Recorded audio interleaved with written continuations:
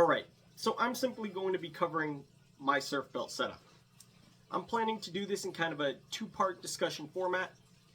In the first video, I'll cover some general background knowledge in regards to surf belts, as well as how I choose to fish my personal belt and how that carries over into my thought process and my philosophy behind how I set up this system.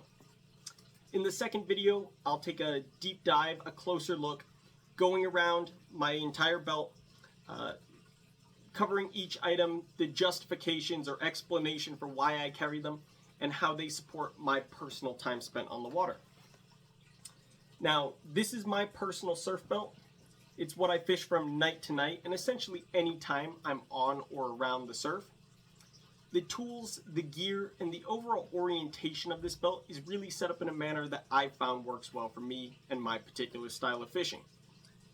It's geared towards that northeast, surf-based, or shore-based angler, primarily targeting striped bass, but I think there's a lot of carryover between different fisheries, different target species, and how anglers go about setting up their gear.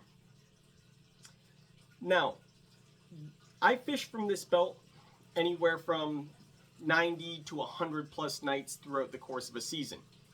Over the course of a number of seasons, I've made modifications, I've made some changes, upgraded tools or gear as necessary, but I find that this is a very similar system that I fish out of night to night. I think it's important to note that while this belt, this system works well for me and my particular style of fishing, it's not necessarily what's best for you or best for the next guy. Everybody has their own requirements, their own approach, and their own thought process when it comes to fishing the surf and when it comes to fishing in general. And your gear should really reflect that and support your personal time spent on the water. I think in this hobby we also have a lot of guys with very strong opinions, and I don't necessarily think there's a right or a wrong way in which to set up something like a surf belt. It just has to cover all of the bases in regards to what you need. As long as you're comfortable with it, it carries everything that you need in a manner that works for you and your style of fishing, it should be good to go. Time spent on the water and trial and error is your best friend in this regard.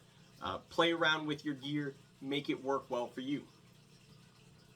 Now, I'm primarily a wetsuit-based surf caster, meaning from May through October into November, as the situations and conditions call for, I'm in a wetsuit. So there's a very brief period in the early spring and in the tail end of the season during the fall, as well as chasing that winter holdover bite in which I might be in a pair of waders. Because of this, my surf belt is really set up or optimized for that wetsuit-based application. Swimming out to rocks, swimming out to structure, using my gear and my wetsuit as an access tool.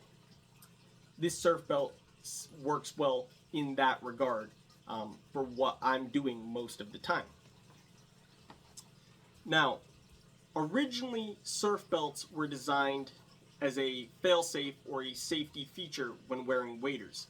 That's why the term surf belt and wading belt often get used in this conversation kind of interchangeably or synonymously. The thought process being, you would put on your waders, you would then put a surf top or dry top over those waders, not tucked inside of them, and the surf belt would be tightly cinched around your waistline. This, at least in theory, creates a semi-permeable watertight gasket that will stop that rapid water intrusion should you step in an unseen hole, in an unseen trough while wading, or you get hit by a rogue wave, because these things do happen in the surf. The surf belt acts as an extra layer of protection to stop that rapid flooding of your waders that could put you in a very dangerous situation very quickly. Now, as a wetsuit-based surf caster, at least primarily, that wasn't my first thought when setting up this belt. This belt will work very well in that regard, but what I wanted to build out was my own personal working space. That means it's what I fish from and it carries everything I need night to night. This is exceptionally important for guys like myself and many other surf casters who are making that 3 or 4 mile walk down a beach at night, You're swimming out to rocks, swimming out to structure, and you just don't have the luxury or the ability to have either your vehicle there or to be carrying a lot of heavy gear and equipment with you. This surf belt carries everything that I need to support my time spent on the water throughout the course of that tide, meaning everything I need from tools to my rotation of plugs, jigs, whatever presentations I'll be throwing to target striped bass. Now, my thought process behind setting up this belt was to create a very streamlined, optimized system.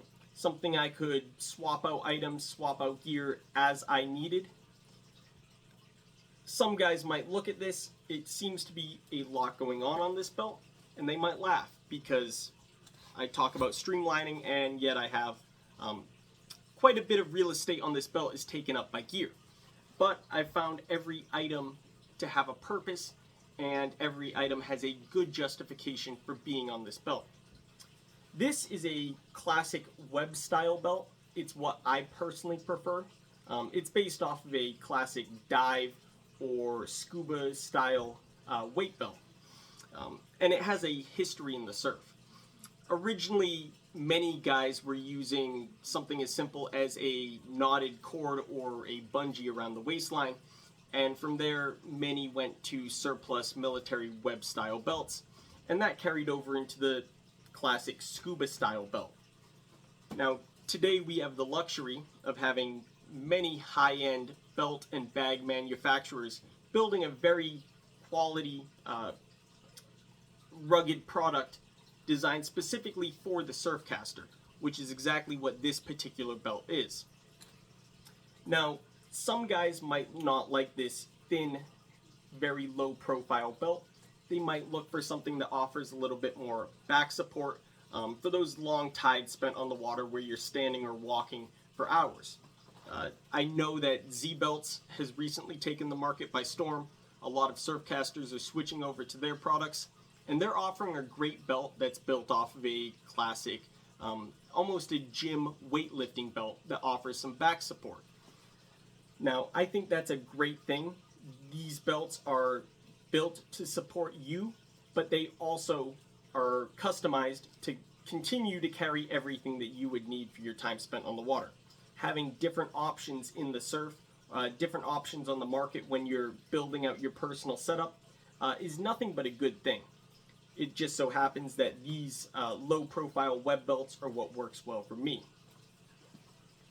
Now, when it comes to how I orientate my gear on this system, I have a general philosophy that my bags and pouches should be able to be changed out night to night, spot to spot, depending on what rotation that I want. Right now, this belt is set up with a bucktail pouch and a single tube bag on here, and that's often what I'm carrying when I'm wetsuiting. It's very lightweight, it drains quickly, and it doesn't hinder me when I'm swimming out. If I need it, I can go to something like a 2-tube bag or even a 3-tube bag. These could be either carried on my belt, or I could run my belt slick in the rear and throw a bag with a strap over my shoulder. I like to have that option to kind of change out my system as my fishing changes throughout the course of the season.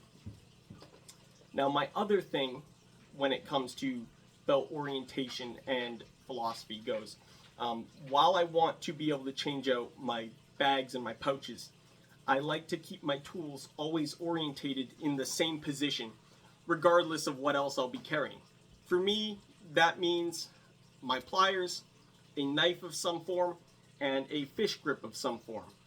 I personally like Boga grips, but there's a lot of good options on the market. My thought process is that by keeping these items always orientated in the same position on my belt, you build up that muscle memory. And that really helps when you're working at night and you go to reach down and you can quickly grab whatever tool you need, especially if you're dealing with a fish or, God forbid, reaching for your knife to deal with some kind of emergency situation, an obstruction or a hazard that you become wrapped up in the surf. You don't have to fumble around with your gear. It's simply in the same place every time, and you can quickly reach for it and you're good to go, hopefully. So that's just a little bit of my process when it comes to this belt. Again, this is based around a wetsuiting application. It's not necessarily going to be how you approach the surf, but it's a good starting point. The best place to start is to look at different guys' setups, look at different options on the market, and find what works best for you. Like I said, everyone is different. Everyone should approach this a little bit differently and just build out a system that will suit you and your personal time spent on the water.